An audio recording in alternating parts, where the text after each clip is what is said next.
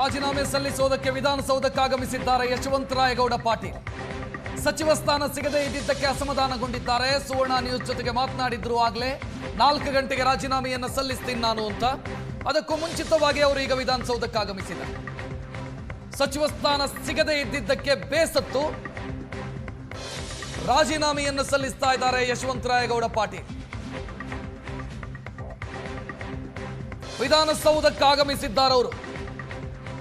Speaker ಇಲ್ಲದೆ ಇರೋದ್ರಿಂದ ವಿಧಾನಸಭೆಯ ಕಾರ್ಯದರ್ಶಿಗೆ ರಾಜೀನಾಮೆಯನ್ನು ಸಲ್ಲಿಸುತ್ತಾರೆ.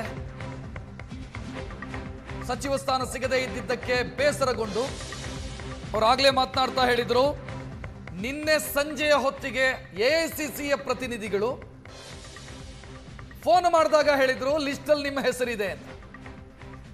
ಇವತ್ತು ನೋಡಿದ್ರೆ ಪಟ್ಟಿಯಲ್ಲಿ ನನ್ನ ಹೆಸರಿಲ್ಲ. ಸೊ ನಾನು ರಾಜೀನಾಮೆ ಕೊಡ್ತಾ ಇದ್ದೀನಿ.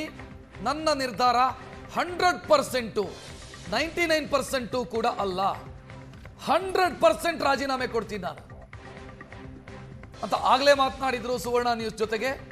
ಈಗ ಅವರು ವಿಧಾನಸೌಧ ರೀಚ್ ಆಗಿದ್ದಾರೆ. ವಿಧಾನಸೌಧ ತಲುಪಿದ್ದಾರೆ ಯಶವಂತರಾಯಗೌಡ ಪಾಟೀಲ್. ವಿಧಾನಸಭೆಯ ಕಾರ್ಯದರ್ಶಿಗೆ ರಾಜೀನಾಮೆಯನ್ನು ಸಲ್ಲಿಸೋರಿದ್ದಾರೆ. ಅವರ ರಾಜೀನಾಮೆಯ ಪತ್ರವನ್ನ ನೀವು ನೋಡ್ತಾ ಇದ್ದೀರಿ. ಸಹಿ ಹಾಕದ ರಾಜೀನಾಮೆಯ ಪತ್ರವನ್ನ ನೀವು ಗಮನಿಸ್ತಾ ಇದ್ದೀರಿ. ಈ ರಾಜೀನಾಮೆ ಪತ್ರಕ್ಕೆ ಸಹಿ ಹಾಕಿ ವಿಧಾನಸಭೆಯ ಕಾರ್ಯದರ್ಶಿಗೆ ಒಪ್ಪಿಸಿದ್ರೆ ಶಾಸಕ ಸ್ಥಾನಕ್ಕೆ ರಾಜೀನಾಮೆ ಕೊಟ್ಟಂತೆ.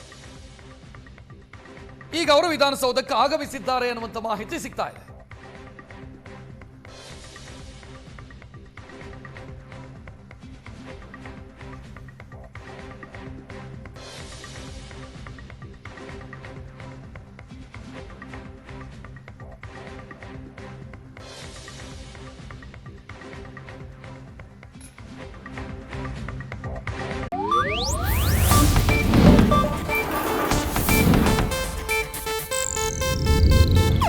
ಇದು ಏಷ್ಯಾನೆಟ್ ನ್ಯೂಸ್ ನೆಟ್ವರ್ಕ್ ಪ್ರಸ್ತುತಿ.